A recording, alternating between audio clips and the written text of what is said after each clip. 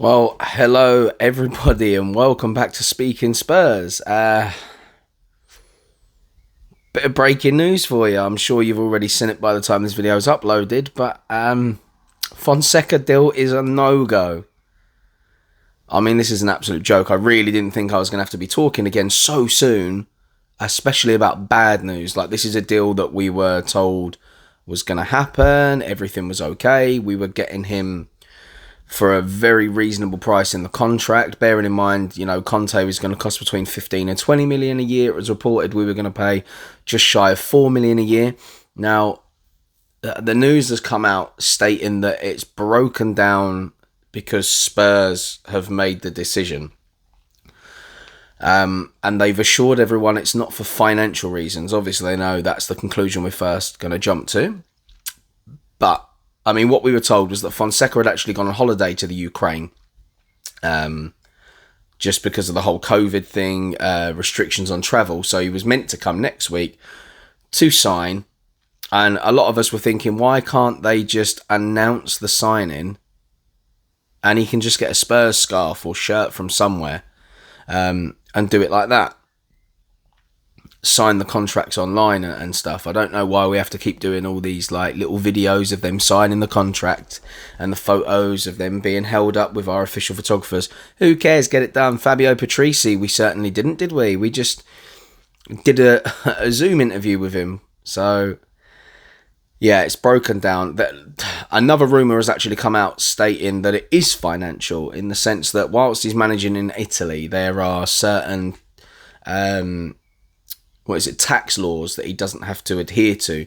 But being a manager in the UK, he would have to be part of those tax laws. He's not exempt, which means he'd earn less money. So the rumour is that he asked for the club to, bridge the gap because of that, and they've turned around and said no. Which, if that's the case, it's absolutely ridiculous considering what we were paying Mourinho and what we were willing to pay Conte. Now, I know Fonseca is not at the calibre they are, but it's such a lower fee. I'm sure it wasn't going to cost us that much extra a year to get it over the line.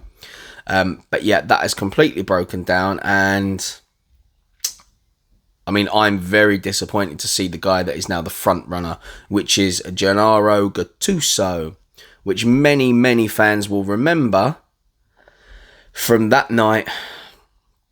Him and Joe Jordan at each other's throats. Like, Gattuso is a fiery character. I'm sure if you're the team that's got him, you love him. You love that fire and passion in his belly. But certainly that night, he became one of the most hated opponents Spurs have ever had. I know I certainly don't have good memories of him. But apparently Patrici is a huge fan of Gattuso and actually considers it more of an appealing managerial appointment than Fonseca. Now, Gattuso was meant to be manager of Fiorentina, and he's left that job after a staggering 23 days in charge. I mean, in that time, he hasn't really been a manager, has he? He wouldn't have had anyone to work with. We got the Euros and stuff, so I wouldn't exactly say that he was even manager of them, to be honest. But apparently what's happened there is Gattuso fell out with the higher-ups over player signings. Apparently him and his agent George Mendes had suggested more upscale, upmarket, better players. Fiorentina wanted to go for slightly cheaper options, or shall we say Tottenham options, is what they wanted to do, and he wasn't happy with it, so terminated his contract. I mean, it's such a disappointment. I actually got quite excited by Fonseca after doing all the research. The fact that he's a people's manager, fans love him, players love him. And to be stuck with Gattuso, somebody that is a hothead who I could imagine will ruffle a lot of feathers. I mean, on the touchline, he's very fiery as well. So his managerial approach is no different to how he was as a player. I can't imagine that going down well with some of our bigger guys. He's certainly not going to be a manager that's going to get Harry Kane excited. But let's just have a look at his managerial career. So in 2013, he was manager of Sion. He was sacked within 3 months. Then got a job with Palermo, who were actually in Serie B at the time. So not even in Serie A, like we're used to them. He was sacked again within 3 months. He then, in 2014, went to OFI Crete, where he resigned, then changed his mind, and then resigned again. That lasted 2 months. So things aren't improving here, are they? 3 months, 3 months, 2 months. Hell of a career so far. 2015 to 17, he moves to Pisa, which are a Lega Pro team at the time. So that's the third tier of Italian football. He actually gained them promotion to Serie B. Then he resigned, changed his mind, and resigned. This guy loves patterns, doesn't he? Jesus. But yeah, when he resigned, they actually finished bottom with the second best defence. So that already in its mind seems baffling that you can have the second best defence but finish bottom. But he had the worst attack. Considering we were going to be bringing in a manager in Fonseca who plays very attacking football, to then be linked with a manager who finished bottom of a league because his attack were the worst in the league, is that not slightly worrying? I think it is. After that, he managed to somehow get his way into Milan. He was in the Primavera, so he was with the youth setup, working with the under 17s, 18s and 19s. Their manager was then fired, and in later, December 2019, he took over as first team manager.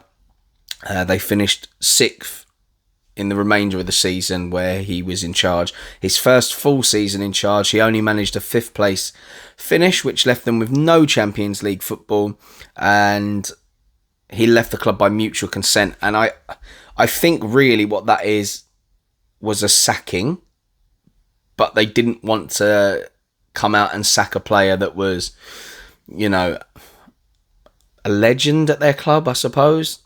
It would have looked bad. So I think mutual consent actually means he was sacked, but they just didn't want to say it.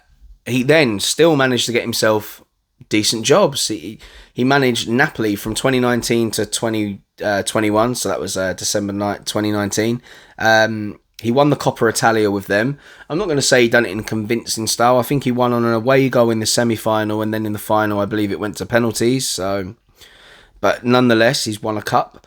And then he finished 5th, like he did with AC Milan, which left them with no Champions League football, and he was sacked the same day. I will say, though, he was only 1 point off finishing in the top 4. He finished behind Juventus. So, yeah, sacked again. Then gets the Fiorentina job, and 23 days later, here we are. He he resigned. So we've got sacked, resigned, changed mind, resigned, changed mind, resigned, sacked, resigned. That's a hell of a career. So that has spanned from 2013 up until now, and the only major honour that he's got so far is a Coppa Italia to his name. He has got a promotion in there, but he's also got a relegation as well, that with the exact same team. So what do you think, Spurs fans? Are you happy at the prospect of the fiery Gattuso that rattled our cages? Shall we send Joe Jordan round? Give him a couple of black eyes, tell him not to bother, stay where you are? I don't know. There is a few reports come out saying that apparently we're still open to the idea of Roberto Martinez taking over as manager. Now, I've made my thoughts very clear that I don't want a manager that's going to be managing throughout the whole of the Euros and miss that initial pre-season with the players. However, I think I'd take Martinez over Gattuso. There's something about him that I just can't stand. Not happy about it. Don't want him as manager.